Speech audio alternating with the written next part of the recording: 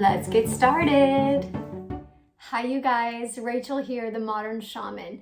Thanks for being with me for another YouTube Q&A video of the week. If you're new to the channel, then I am glad you're here.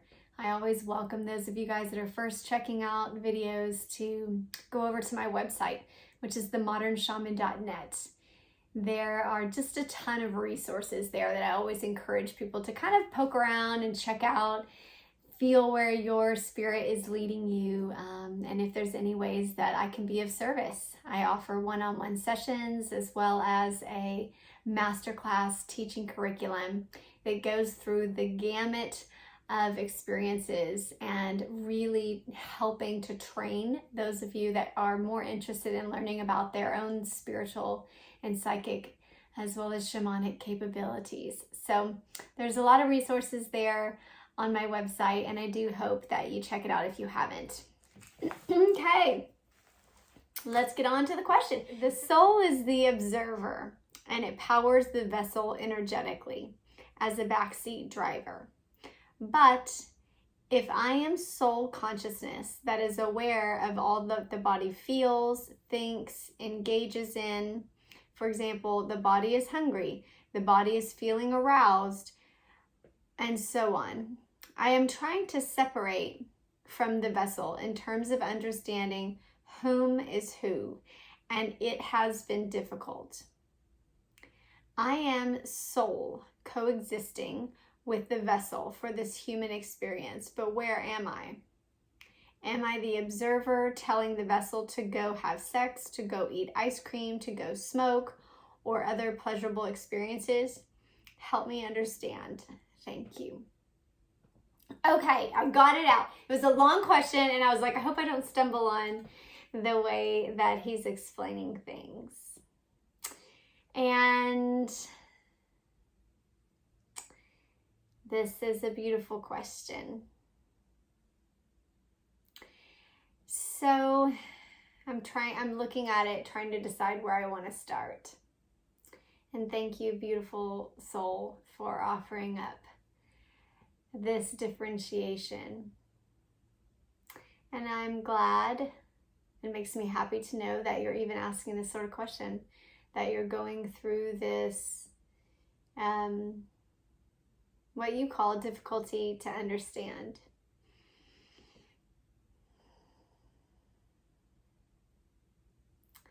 The soul is the observer. I like your first statement, and I'm aligned with that. I agree with that. There's a little bit that gets murky when at the end of your question, you ask, am I the observer telling the vessel to go have sex, go eat ice cream, go smoke, or pleasurable experiences? Because then you're no longer the observer.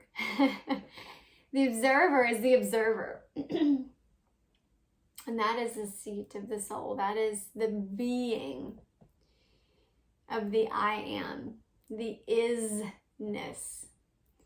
It is the observer space, ever present, that is ever existent, eternal in its nature, omniscient, omnipresent. There is no space that it is not, and it is not held in a location. So when you ask, where am I? There is no location that can pinpoint the I. The I is being, and it is not limited to a 3D experience of location or any other dimensional location. It is unlimited in its state of being. So when you think of you or the soul, try to take away personified expressions of it. And so when you are differentiating and you say, the consciousness is aware of all that the body feels, thinks, engages in. The body is hungry. The body is feeling aroused. This is all true. These are human experiences, and our soul is engaging, meaning it exemplifies or runs the living aspect of life, the breath of life. It imbues the body with spirit, with life, but it is the life force, not the personality. It is the aliveness, the literal breath and life that gives expression. So the is-ness and the being is the seat of the soul, or the soul itself. And when we observe our human experience, we are observing through a pinpointed view. And the analogy that's pretty commonly used is light that is being projected through a movie projector, right? It's being directed at a screen through a singular ocular scope, similar to our eyes. And the light that is moving through it, you could say the light itself is being, or is soul, energy, being expressed. And when it moves into a very small aperture of the human body or form, or the human eyes as we see it, just like moving through an old video camera, when you think about old movie pictures, and it's projected out on the screen, it looks big, right? We have this whole life that's lived and a complete perspective that it's seen through. But the movie itself is not the soul, right? It's the light that's being projected through a vehicle of the body, or of the movie projector.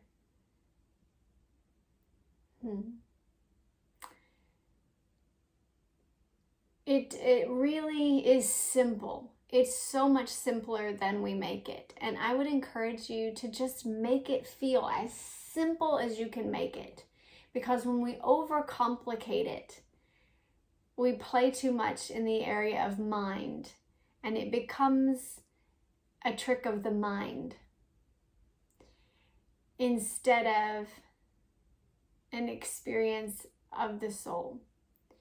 So for instance, when you ask this question, I am coexisting with the vessel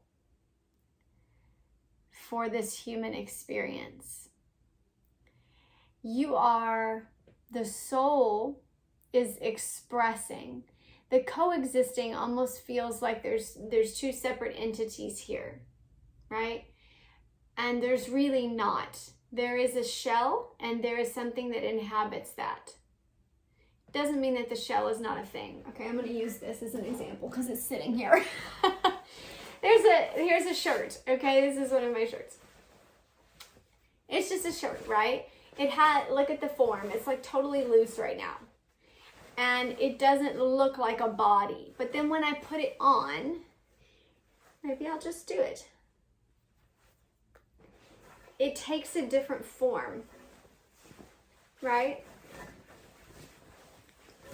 So you wouldn't say, just decided I'd put this on. There you go, it takes a form. And now it's a shirt, it's a blouse, it's something I'm wearing. And it looks inhabited. It looks like it has movement, it has action. It actually moves in a different way. And it's filled in a different way. You wouldn't say that it's coexisting on the same level as a body, even though it is another object.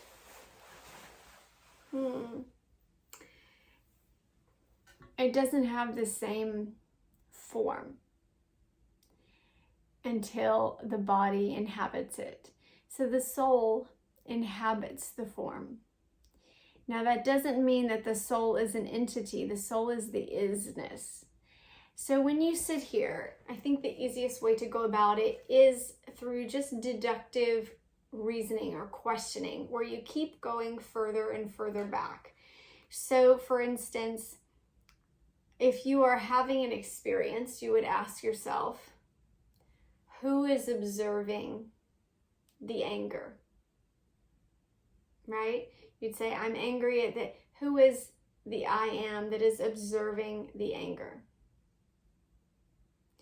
Who's able to say, I am angry? Rachel is angry. Then when you sit with that for a while, there's a space that's observing the experience of a human having anger. Even further, there is an observer of the observer. Can you observe the observer of the anger? Can you stay with me for it? If you can sit in that for a moment. We are eternal like this. And we are, our soul, like the divine, is ever expanding. So there is no end to that questioning. Do you understand?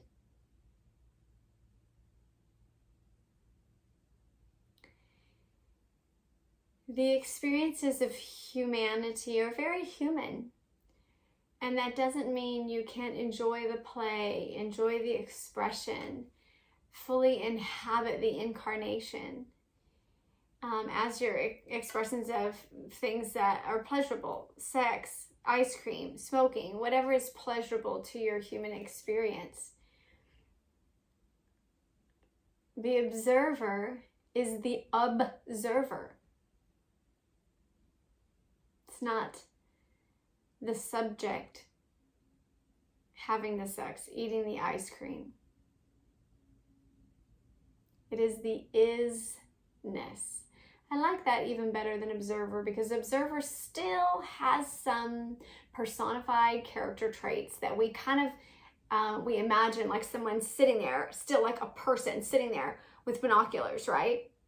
Or someone watching the play or watching the movie, and it's still someone, like a separate entity. Try to erase that and go just for the language of being or is-ness.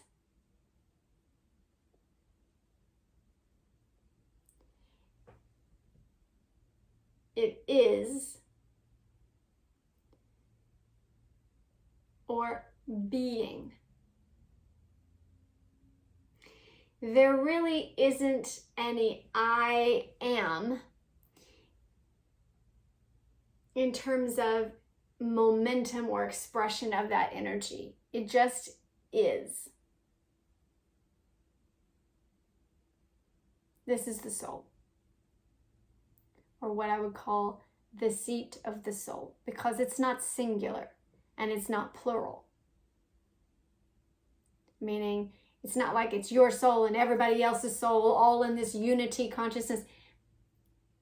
It's beyond segmentation or fractals. These are only in-breath and out-breath expressions as well. of source energy. And really, I don't know that it matters. Do you know what I'm saying? I can have this conversation of semantics, but the experience, and just like I did that deductive questioning and kind of kept going further as the observer, or can you can be called detachment also, but there's just a sense of being. Can you be with this experience of your human incarnation? Can you be with the emotions? And then when you are there, can you realize you are separate from? And then continue that perspective to where it pans further out, further out, further out. You'll go until you can't go anymore, until your head's like, I can't wrap it. I can't concept it. I can't. And then you just stay there. That's fine. That's enough for now. That's the stretch. At least for this human expression. But really, when you sit in it, there's no direction, there's no expansion, there's no in and out. It's just being. And when you're there, you know you're there. I'm talking in paradox right now because I earlier just said there's no location to it, which is true. There's not. But I can also say when you're there, you're there. Our English, our language is so small. But the experience of it is so vast. So move into an experiencing space more than an understanding space. The brain is not really the vehicle in which I would say to seek understanding. But your heart is, and your experience is. You can have experiential knowledge that's beyond reason. This is what I teach. This is the psychic realm. This is the metaphysical realm. This is the realm of the soul. This is who you are.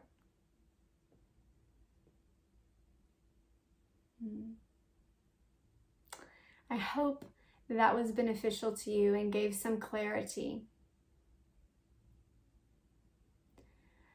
Or at least peace.